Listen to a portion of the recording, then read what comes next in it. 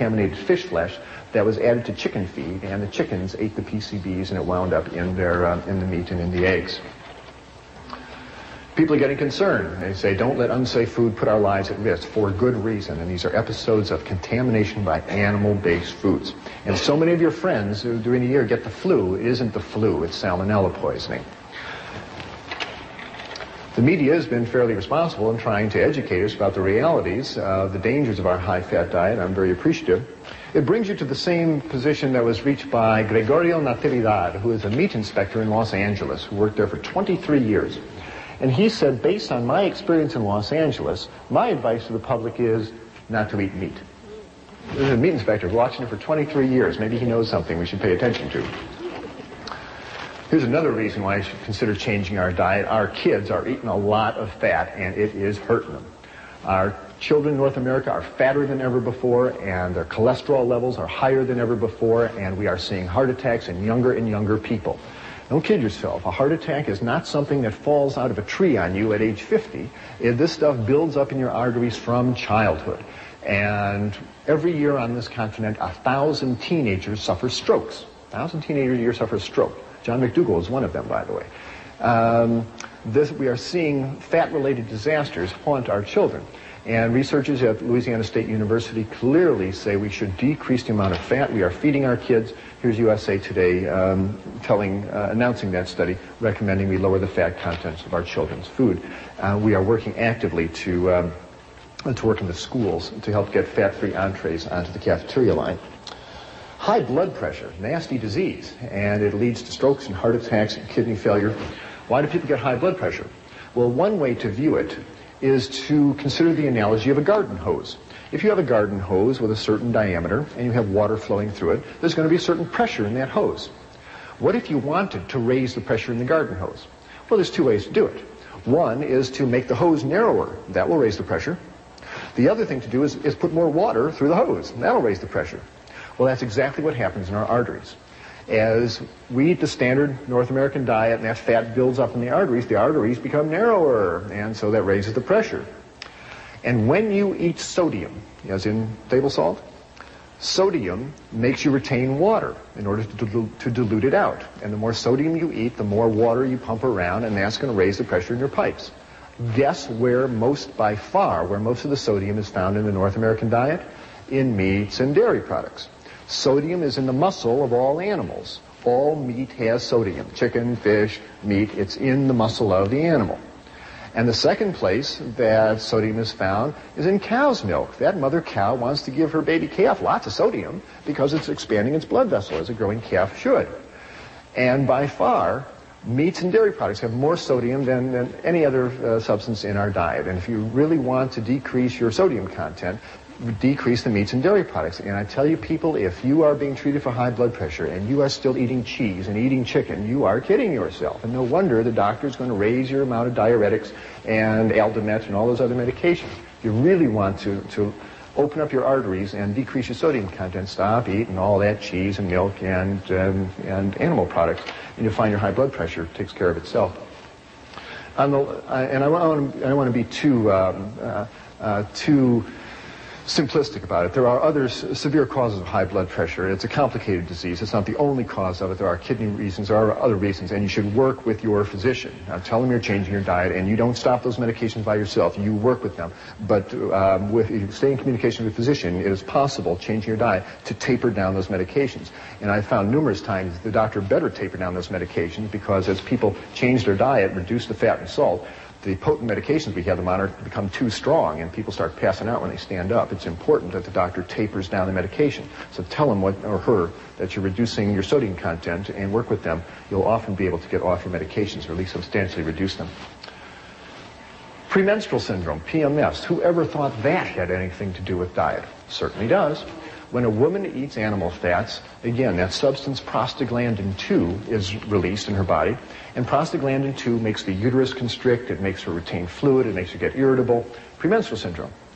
I can't tell you how many women in my practice, when they've eliminated the meats and dairy products for other reasons, for blood pressure reasons or obesity reasons, a few months later they'll walk out of the office and say, you know something, by the way, my PMS went away. My last 3 periods haven't bothered me at all. Isn't that amazing, doctor? No, it's not amazing. The lady stopped running fat through her bloodstream and changed her prostaglandin balance, and her body's a lot happier.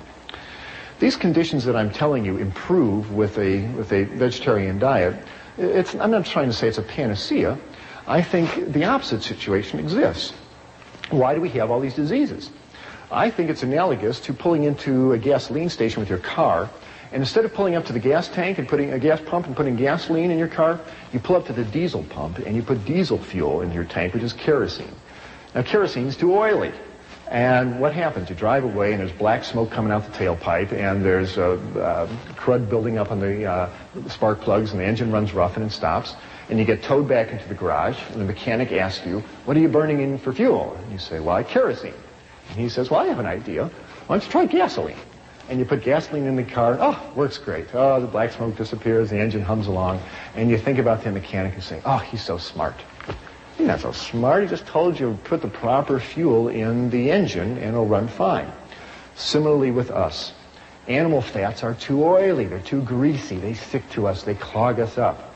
Your body cells burn carbohydrates. Your Krebs cycle enzymes burn carbohydrates. We burn sugars and starches. That's what you want to run your body on, not animal fats. Which brings us around to the Seibu Lions of the Japanese Professional Baseball League. More and more world-class athletes are realizing that our body cells burn sugars and starches, not fats. And if you are an athlete about to run a marathon or play tennis or basketball, it is just irrational to sit down to a big T-bone steak and load up on fat and protein. That's exactly what you don't want. You want carbohydrates.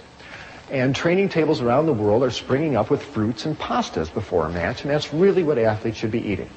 Seibu Lions finished in last place in their league in 1981. Their coach put them on a vegetarian diet. The next year they came up, beat everybody in the league, and took the league championship 2 years in a row. There are now vegetarian weightlifters, and Andres Cowling, Mr. Universe down in California, is a vegetarian. James Donaldson, the big 7'3" in center of the Dallas Mavericks, is a vegetarian. There's marathon runners that are vegetarians, cyclists, tennis players. You don't have to eat a bull to be as strong as one, that's for sure. We need a higher viewing of nutrition altogether. The one that we've been given simply isn't working very well. We need a higher viewing. What is the higher viewing? Well, let's talk about the one that isn't working very well. If you learn nutrition like I did, you learned it off this silly poster that hangs in grammar school walls all over this country.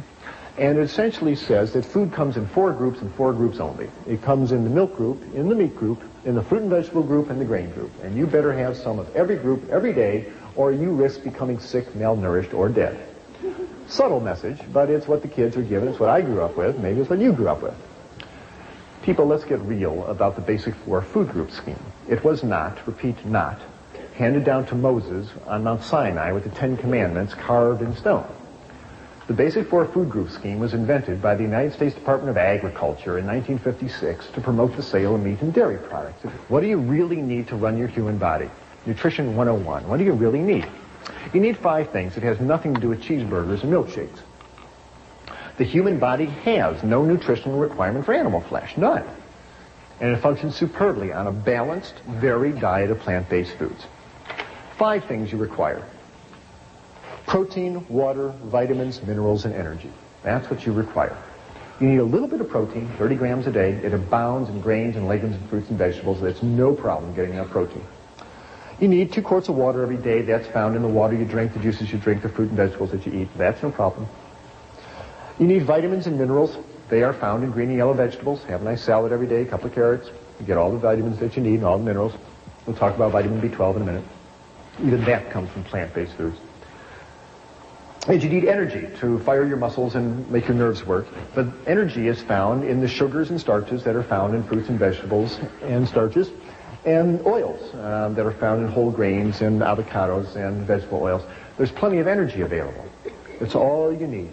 Protein, water, vitamins, minerals, and energy, and a little bit of fiber to keep the intestines working normally. But that's an automatic if you're eating whole grains and fruits and vegetables. That's all you need to run your human body, and all of these are found in plant-based foods. You never have to eat an animal if you don't want to.